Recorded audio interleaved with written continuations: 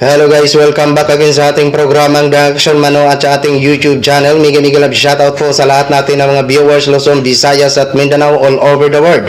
Muli naman po tayo nagbabalik sa ating panibagong video, panibagong reaction, mga ka-action, mga kakamping. Okay, ito ho mga ka-action, mga kakamping, no? Gusto ko lang ho i-share itong kaganapan ngayong araw ni Sinit Bato de la Rosa. Mahilig pala ito magsimba siguro si Sinit Bato de la Rosa. Hindi ko alam kung mahilig ba siya magsimba o ngayon lang po ito pumupunta ng simbahan para mapansin ng taong bayan. Ito ho mga ka-action, natanong ho siya dito, okay? Dinaan niya po sa pagdadasal ang kanyang pagkapanalo. Dinaan niya sa dasal na sana ay manalo pa siya. Kumbaga, sabihin na natin na nagmamakaawa na si Bato. Kasi alam naman ho natin, wala naman talaga itong mga supporters, ang mga DDS na marami. Magkaroon lang ito ng supporters kung suportahan mo sila ng INC. Yun lang. Ang may pagmamalaki nila, ang INC. Diba? Kung suportahan sila. So ito ho, mga ka-action, mga kakamping. Panoorin po natin itong at pakinggan ho natin ang kaganapan niya. Ngayon lang pong umaga ho, mga ka-action ha.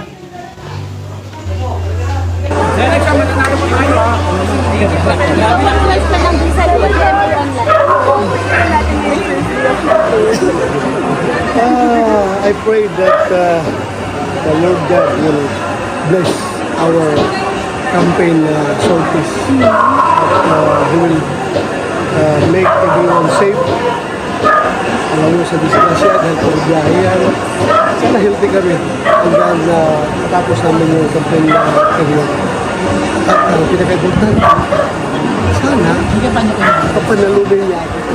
Kaya kay Lord, sana panalubin mo ako. Ayan na, humiling na kay Lord na sana pananalunin daw siya. Humiling na talaga siya. Hindi lang alam namin kung pagbigyan ka pa ni Lord, ha? Ang hinihiling din namin na sana wag nyo nang pagbigyan itong subok na sa mga serbisyo na hindi naman namin nakikitaan ng patas at walang kinikilingan ang kanilang serbisyo sa sambayan ng Pilipino. Sana ang pagbigyan ni Lord ng pagkakataon yung mga taong walang bahid na korupsyon, yung mga taong dati nang subok na ang kanilang serbisyo at ngayong gusto naman nila maglingkod dahil nakitaan nila na ang iba na naglilingkod ngayon is walang ibang iniisip kung hindi ang kanilang iniidolo. Kaya gusto nilang maglingkod para ipagpatuloy ang kanilang sinimulan na maganda dyan sa Senado. At yun ang gusto namin, Sinit Bato de la Rosa. Huwag mo na idaan sa padasal-dasal dahil alam na namin na na yan, 50-50 na yan ang pagkapanalo mo kung manalo ka pa. Marami na ang ayaw sa'yo. At sa iba pa nyo mga kasama. Kaya good luck na lang sa'yo, Sinit Bato. Celebration po kayo pupunta. Pupunta po kayo sa proclamation ng last week. Mamaya doon, may pasulgi mo lang, pupunta ako. And the former President Duterte, sasamahan niyo po ba kayo sa campaign? Siguro yung mga malalaking areas lang napupuntahan, ang malaking crowd, sasama siya. Pero na-campaign daw. Mahirap na, medyo mahirap na, di ba? Ito lang, yung mga siguro kick-off, at saka yung tawag doon, yung bago mag-eleksyon, riting gabansi. Siguro. How about Vice President Sara Duterte? Kumbaga si Digong daw hindi nasasama, siyempre mapapagod yung kasi matanda na. Kumbaga siguro sa mga malakihang na lang ba, ika ni Bato, sa mga crowded na lang siya sasama. Kung sa mga kick-off rally, siya sasama. Pero dito sa campaign na halimbawa magbahay-bahay, mag-motorcade, hindi na yun sasama kasi matanda na yun. Ituloy ho natin ito. Moral support. Thank you, Senator. Moral support lang daw ang pwedeng maisupport ni Sara Lustay. Ano ba magagawa ni Sara? Sa tingin nyo ba kung sasamahan kayo sa mga rally, dudumugin pa ba? Hindi na. Diba?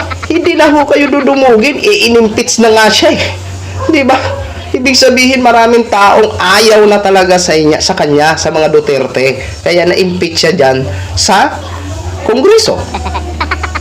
Oo, kaya sabi ni Sara siguro, sa kanyang palagay, hindi na ako sasama kasi nakakahiya. Kung sasama ako, tapos hindi man lang tayo dudumugin, nakakahiya. Kaya mas maganda pa itong, dito na lang ako tumingin-tingin manood, na lang ako sa mga sitwasyon. Di ba? Kasi isipin nyo mga ka-action, ano to, mahihirapan na talaga ito sila makalusot. Kasi ito kuna natin ang base ha. Sa tingin nyo ba, ilan ba ang congressman na bumoto para i-impeach si Sara? Nung na-impeach si Sara, nung araw na yun, is nasa 215. Okay? Pero may humabol pa na 25 congressman. Ilan na po yun, mga ka-action? Di ba? 215.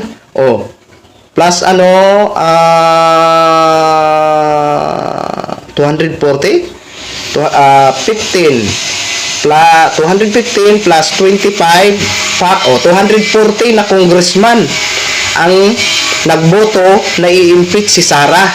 Malaking makinarya po yan. Malaking kawalan po yan sa kanila, mga ka-action. Hindi na ho nila makukuha ang suporta ng mga yan. Kasi isa nga, sa mga nagpa-impeach kay Vice President, yung 240 na mga congressman na yan. Kaya sa tingin ko, ito, talagang mahihirapan na talaga itong mga PDP na to na lulusot pa o itong mga Team Suka. So yun po, no? Dinaan ni Senate Bato de la Rosa at hiniling kay Lord na sana panalunin pa daw siya. Good luck na lang sa'yo, Senate Bato. Daanin mo yan sa pagdadasal. Okay, yun lang po mga ka-action, mga kakamping flow. Maraming salamat po sa ating mga viewers Luzon, Visayas at Mindanao all over the world. Ako po ang inyong lingkod, si The Action Man. Have a good day, everyone.